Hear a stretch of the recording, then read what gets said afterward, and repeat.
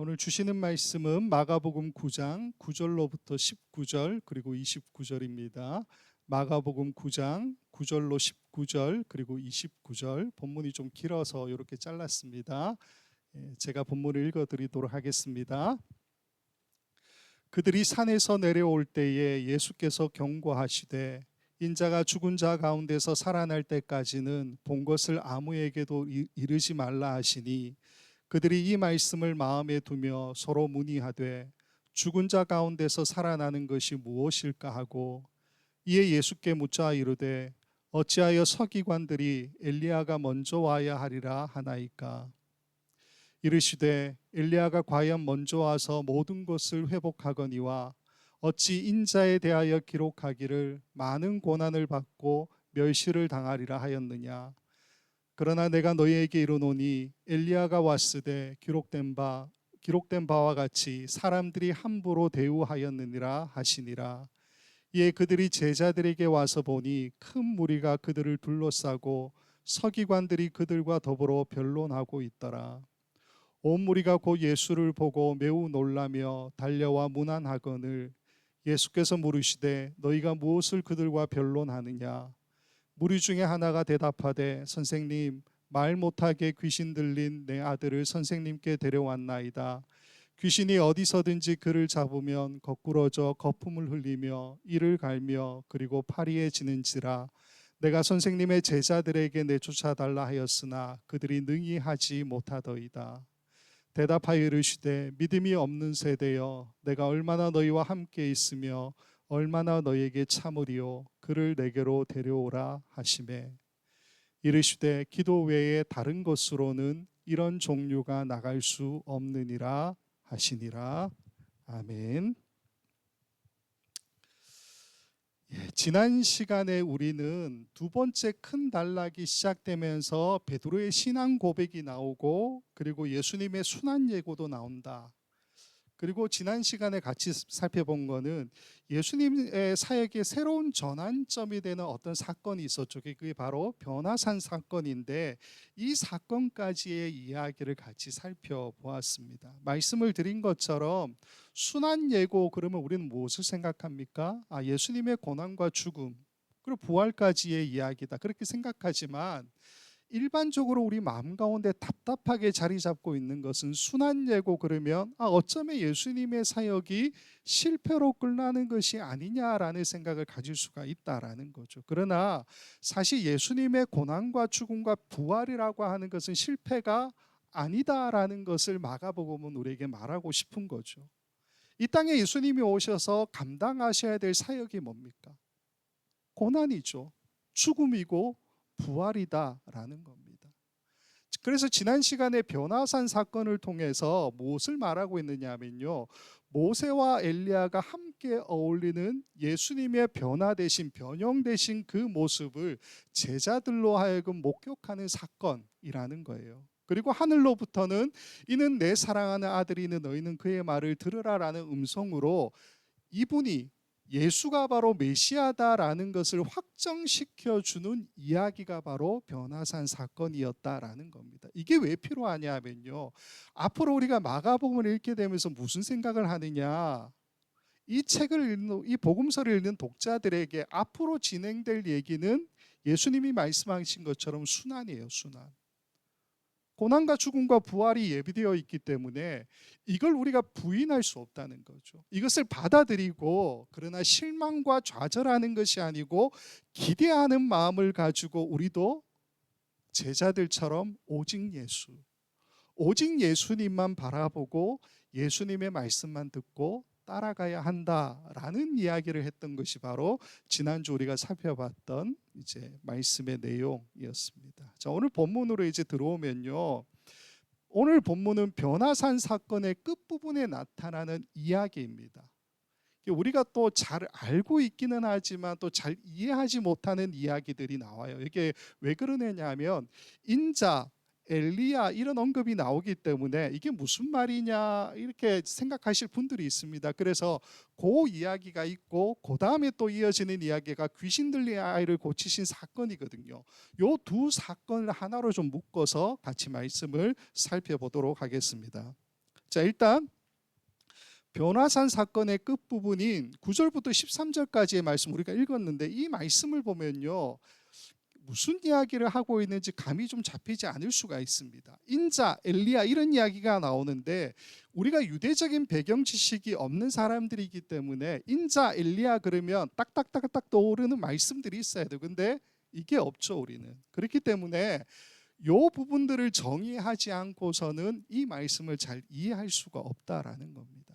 신학자들은 이런 걸 좋아해요. 특히 인자라고 하는 이 말 그대로 이게 사람인 자들 자자니까 사람의 아들이잖아요. 그래서 사람의 아들이라고 하는 요 한마디, 요 한 단어만을 가지고서도 논문을 막 이만큼 쓰고요, 책을 여러 권 쓰기도 합니다. 제가 이제 공부했던 플로신학교에 있는 김세윤 교수님도 사람의 아들이라는 요 주제를 가지고도 책을 많이 쓰셨거든요. 근데 우리가 다 그것을 지금 살펴볼 수는 없잖아요. 그래서 제가 몇 가지 자료를 쭉 살펴보다가 보니까 공동 번역이 오늘 본문을 좀 자세하게, 굉장히 또 간단하게 우리가 이해하기 쉽도록 써놨다라는 것을 알게 되었습니다. 그래서 우리는 공동 번역을 따라가면서 오늘 본문의 이야기가 무엇을 말하고 있는지를 함께 살펴보자라는 겁니다. 자, 일단 9절에 산에서 내려오던 예수님께서 제자들과 이런 이야기를 하시죠. 9절에 보면 이렇게 되어 있습니다. 산에서 내려오시면서 예수께서는 제자들에게 사람의 아들, 인자죠, 인자가 죽었다 다시 살아날 때까지는 지금 본 것을 아무에게도 말하지 말아라 하고 단단히 당부하셨다. 예수님께서 이 말씀을 하시니까 제자들이 이 말씀을 듣고는 이렇게 반응했다라고 나옵니다. 10절에 이렇게 나오죠. 제자들은 이 말씀을 마음에 새겨두었다. 그러나 죽었다가 다시 살아난다는 말씀이 무슨 뜻인지 몰라서 서로 물어보다가, 이렇게 되어 있죠. 세 명의 제자 아닙니까? 베드로, 야고보, 요한. 이 사람들이 예수님과 함께 내려오다가 이야기를 나누었기 때문에 이 세 명의 제자들은 예수님께서 하신 그 말씀을 마음에 새겨두었다라는 거죠. 그게 뭡니까? 사람의 아들이 죽었다가 다시 살아날 때까지는 지금 본 것을 아무에게도 말하지 말아라. 마음에 새겨두었다는 거예요. 근데 문제는 뭡니까? 죽었다가 다시 살아난다는 게 뭐지? 죽었다가 다시 살아난다, 이 말을 모른다는 게 아니고요, 이게 무엇을 가리키는 거지라는 것을 몰랐다라는 거예요. 그래서 수군거리고 있었다라는 거예요. 그래서 제자들이 예수님께 다시 이런 질문을 던집니다.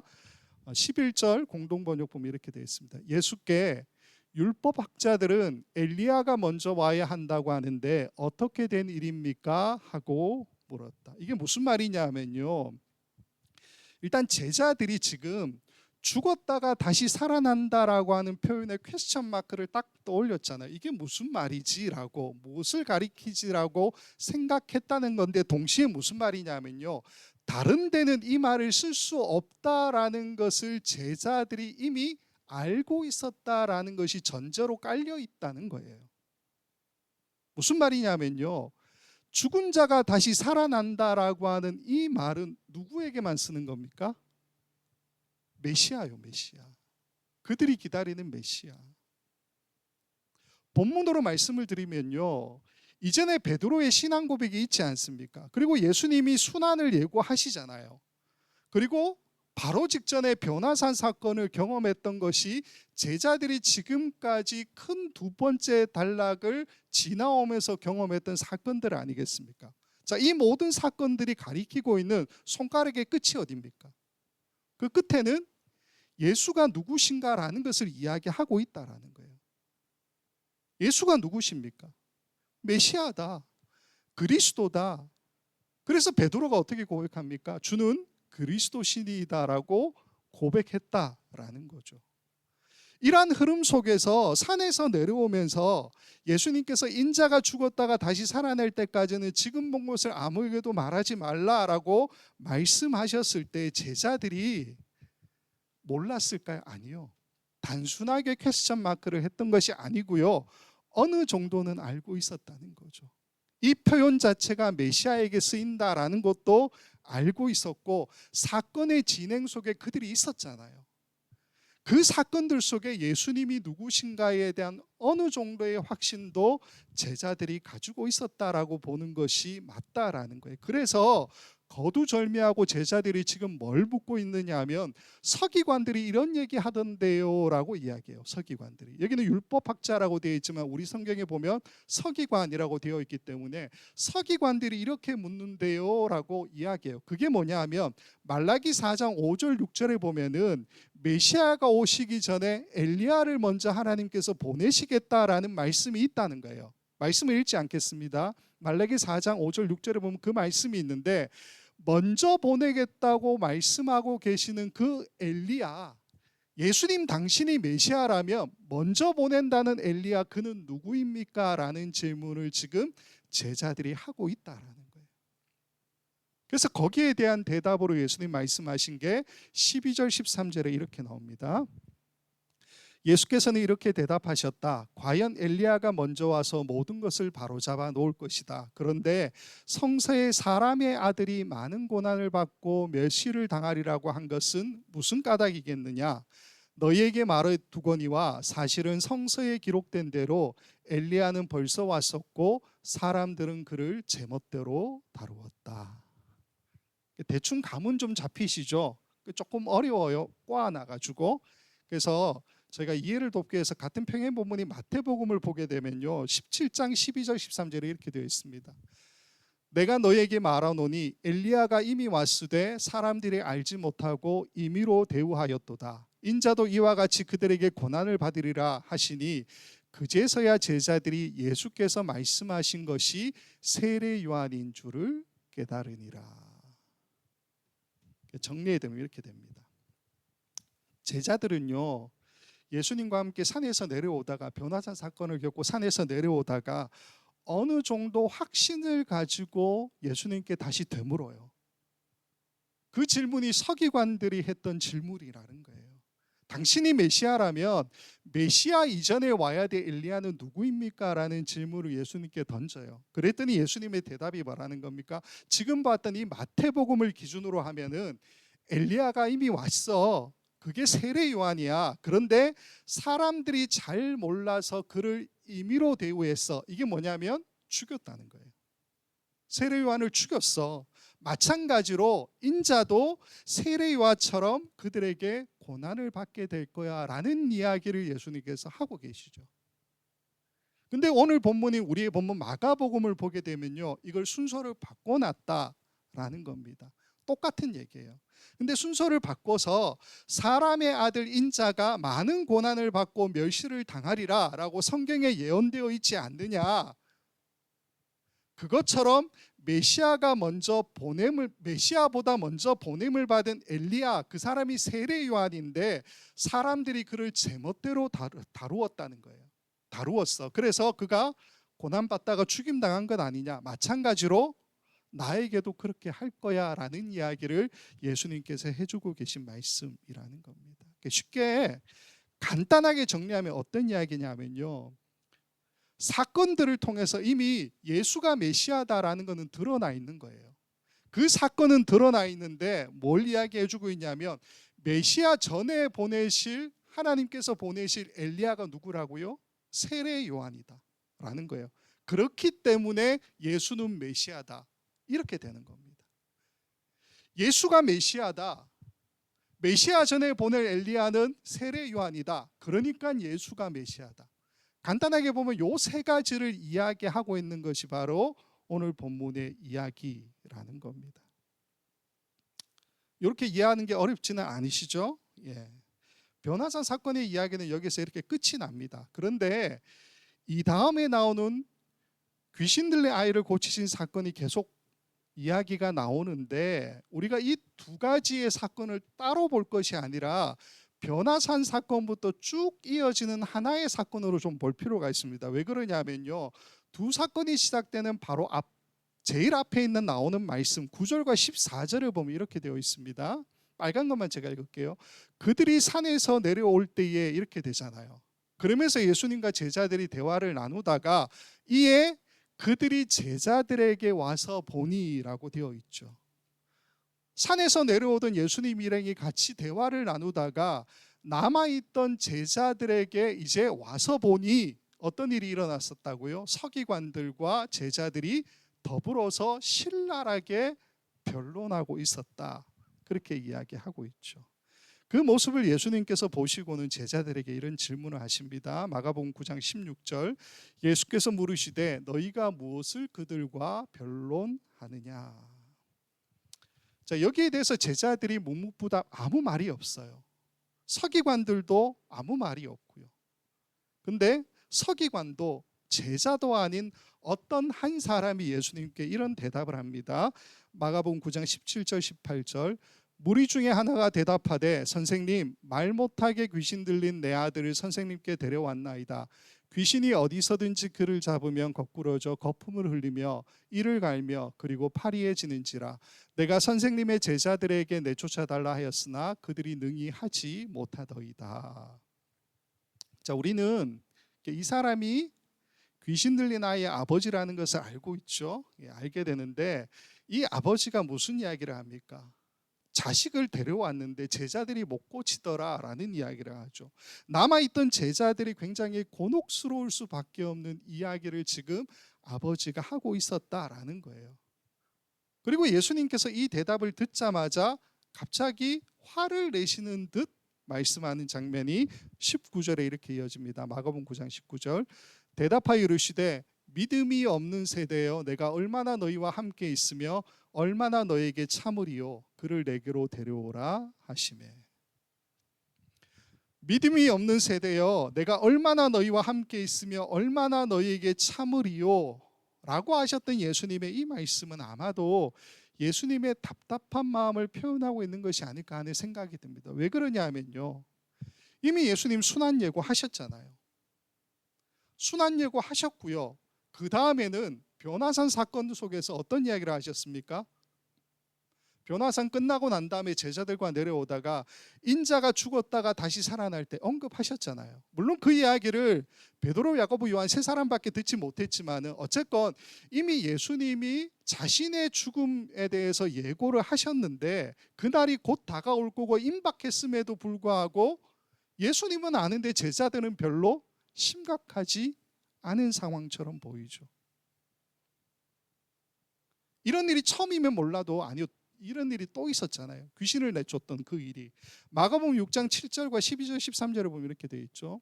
12 제자를 부르사 둘씩 보내시며 더러운 귀신을 제어하는 권능을 주시고 제자들이 나가서 회개하라 전파하고 많은 귀신을 쫓아내며 많은 병자에게 기름을 발라 고치더라. 제자들이 했었잖아요.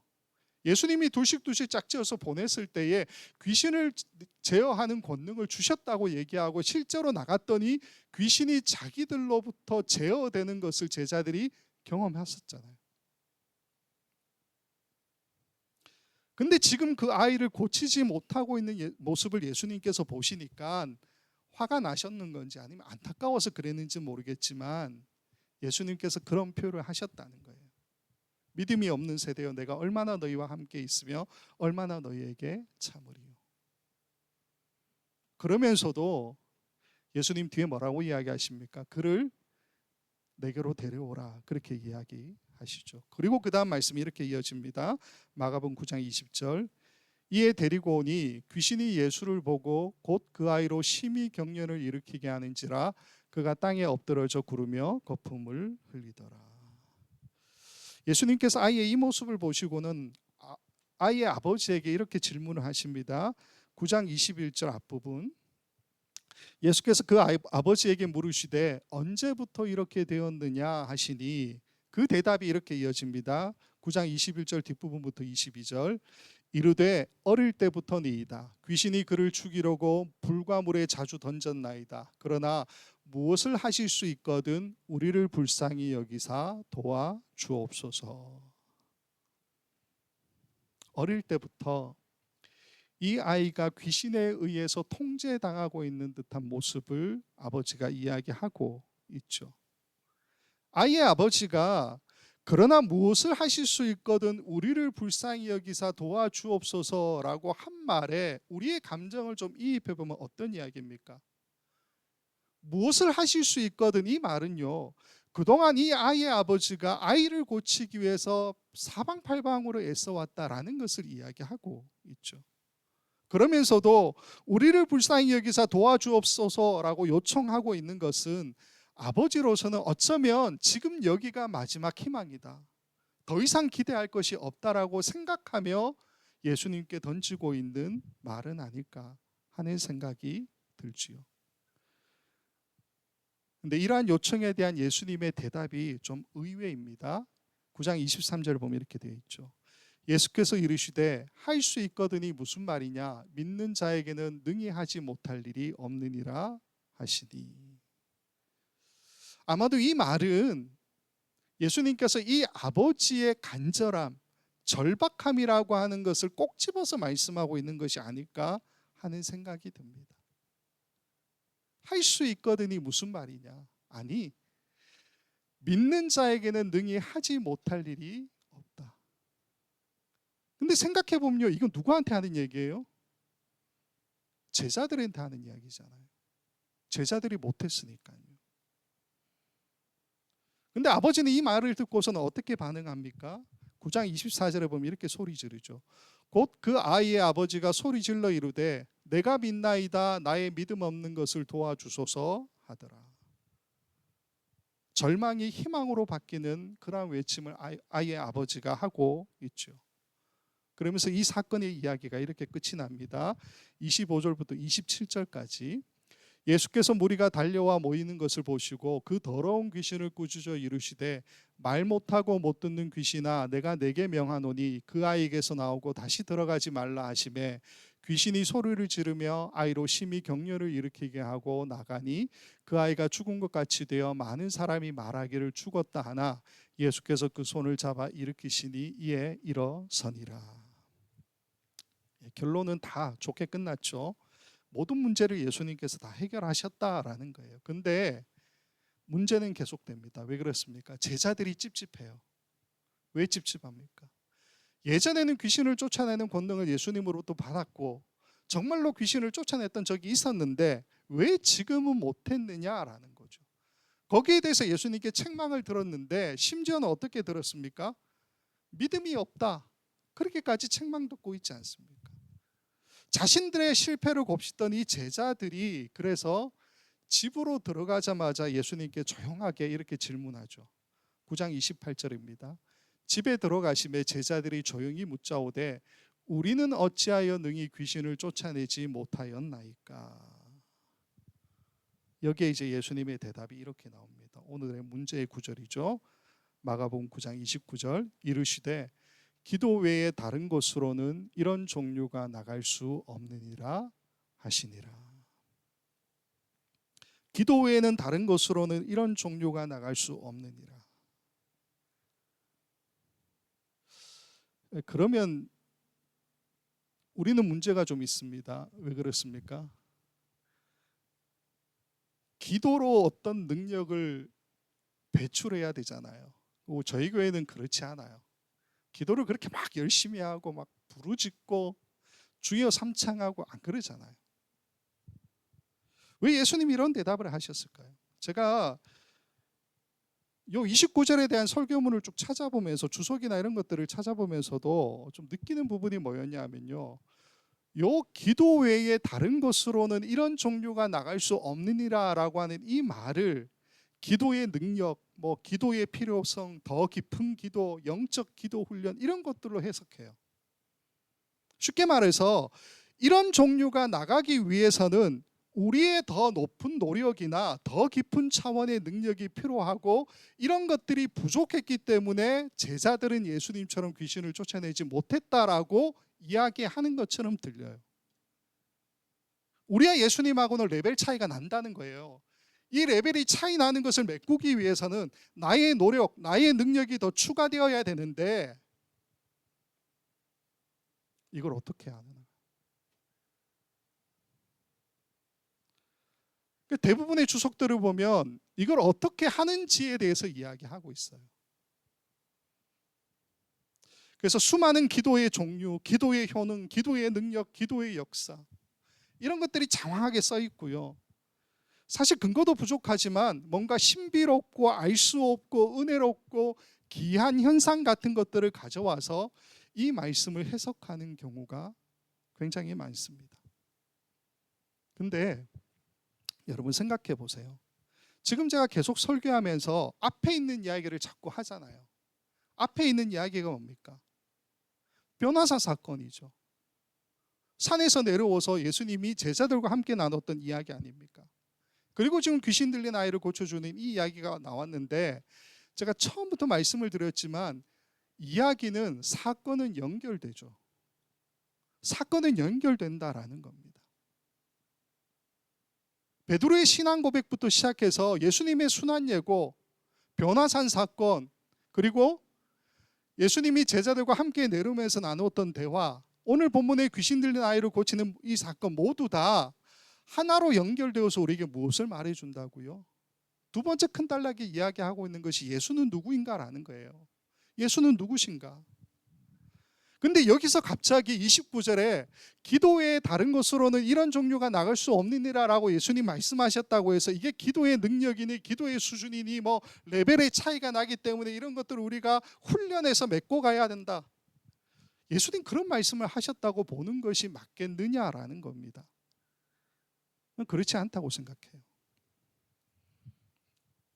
제가 자료들 쭉 찾아보다가 이 말씀을 해석하기 좋은 한 신학자의 글귀들을 좀 발견했습니다. 엔티라이트라고 하는 신학자인데 세간점 학파 이렇게도 구분하기도 합니다. 어쨌건 엔티라이트라고 하는 이 사람이 썼던, 자기가 썼던 책 안에 나오는 기도에 대한 내용들이 있어요. 글들이 있어요. 그 글들을 제가 한 3가지만 발췌했는데 이런 내용입니다. 기도란 하나님과 지속적으로 관계를 맺어가는 삶의 방식이며 단순히 원하는 것을 요구하는 도구가 아니다. 기도는 하나님과의 대화이자 신뢰와 헌신을 표현하는 행위이다. 심플리 크리스찬이라는 책이고요. 기도는 우리가 단지 문제 해결을 위해 하나님께 무엇을 청하는 행위가 아니라 하나님 나라의 도래와 그분의 뜻이 이루어지도록 우리의 삶을 드리는 관계적 행동이다. Surprised by Hope라는 책에 나오고요. 예수의 기도는 하나님과의 친밀한 관계에서 나오는 삶의 자세이며 제자들도 그 관계 속에서 기도의 삶을 배워야 한다. Jesus and the Victory of God이라고 하는 책에 나오는 내용입니다. 이 책들을 엔티라이트가 다 썼어요. 엔티라이트가 지금 얘기하는 게 뭡니까? 그가 생각하는 기도라는 건 어떤 겁니까? 기도는 하나님과 지속적인 관계를 맺어가는 삶의 방식이자 관계적인 행동이며 친밀한 관계에 대한 증거다라는 것을 이야기해 주고 있죠. 자, 그러면 엔트라이트가 주장하고 있는 이 이야기를 오늘 본문의 이야기에 대입하면 어떤 해석이 가능합니까?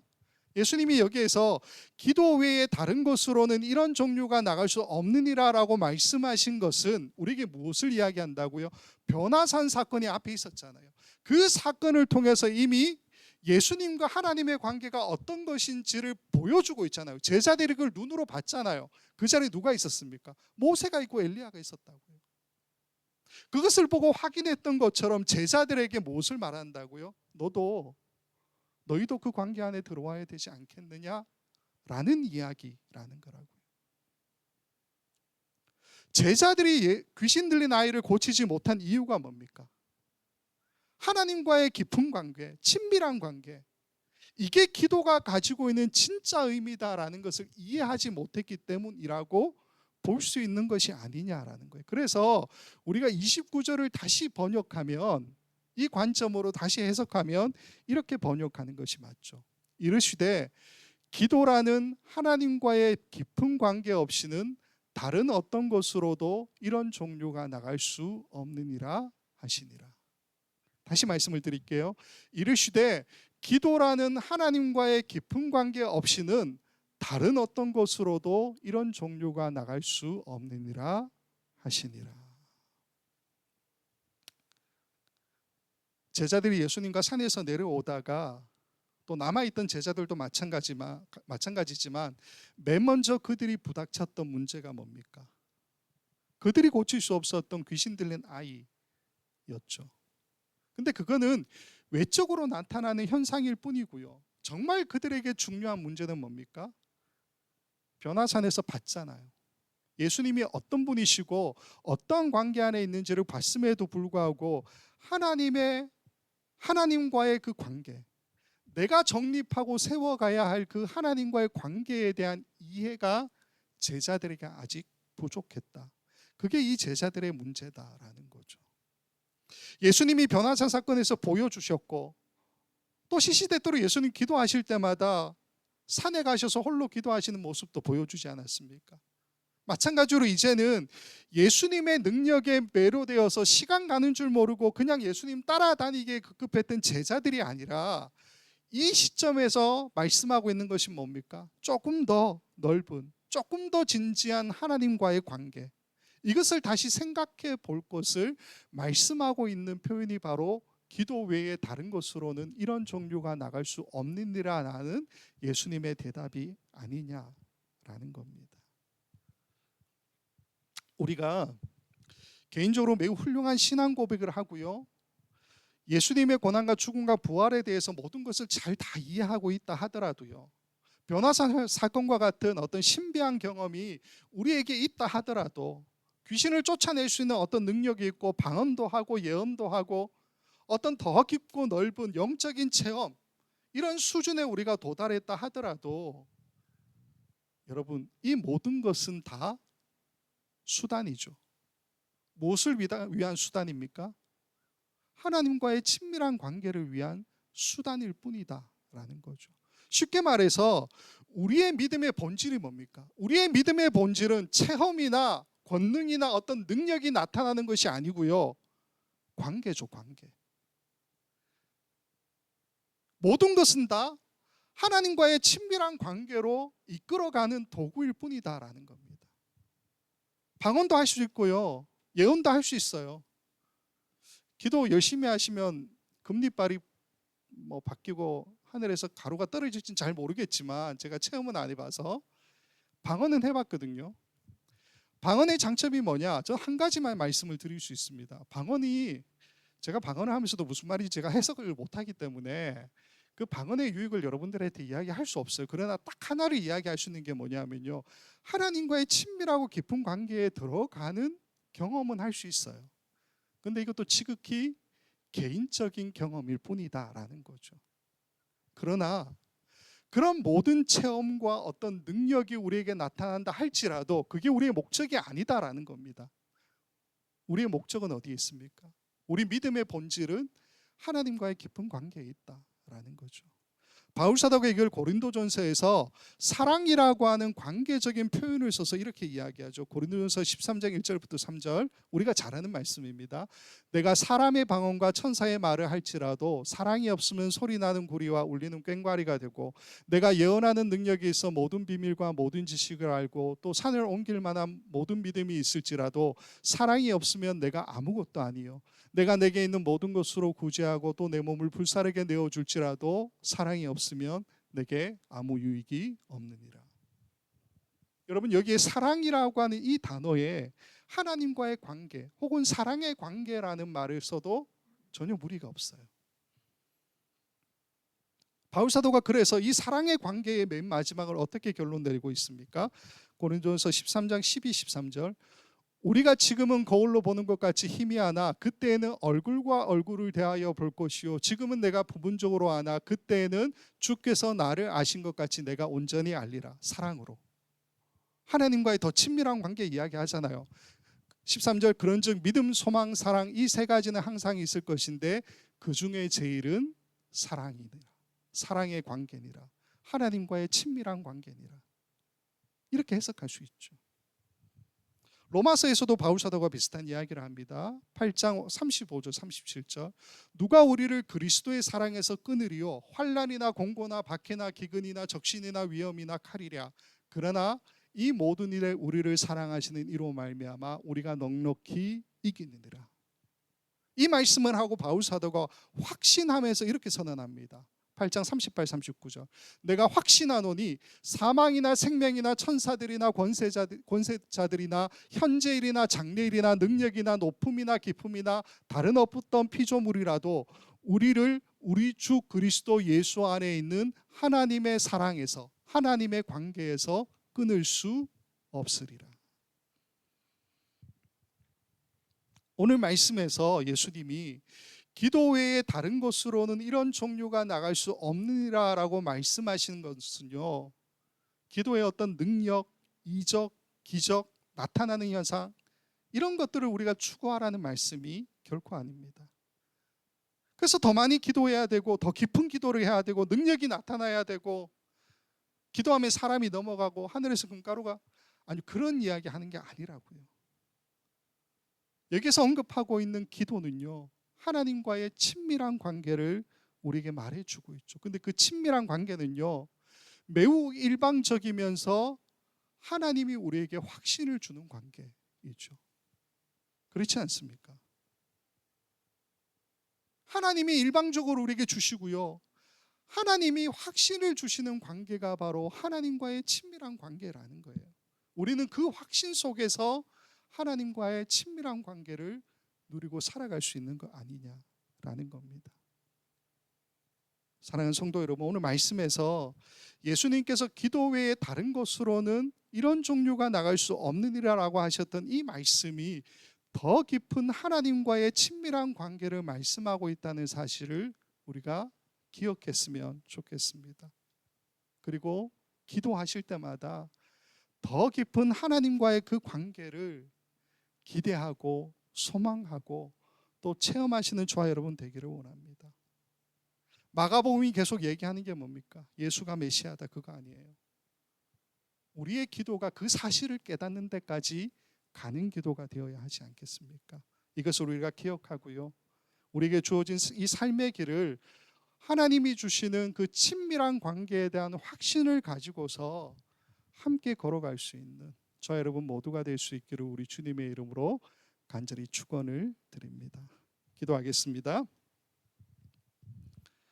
우리와 더 깊고 더 친밀한 관계를 원하시는 아버지 하나님, 베드로의 신앙 고백과 예수님의 순환 예고와 변화산 사건 이후에 예수님과 제자들의 대화 속에서 또다시 당신의 메시아 되심을 말씀하시는 그 음성을 듣습니다.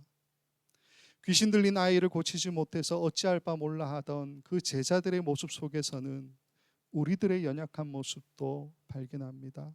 그러면서 예수님께서 말씀하시는 기도 외에 다른 것으로는 이런 종류가 나갈 수 없느니라라는 이 말씀에서 우리 모두에게 요구하시는 하나님과의 더 깊은 관계를 다시금 생각해 봅니다.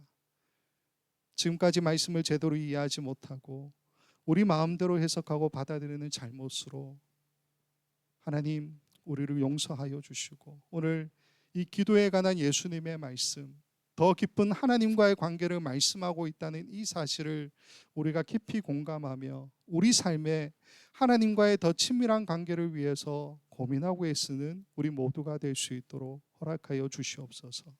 언제나 먼저 다가오시고 언제나 먼저 손잡으시고 언제나 더 깊은 관계 속에서 우리와 함께 하시는 그 하나님을 날마다 기대하는 우리 모두가 되기를 간절히 소망하고, 죽음으로 우리를 그 관계 안으로 초청하여 주신 예수 그리스도의 이름으로 감사하며 기도하옵나이다. 아멘.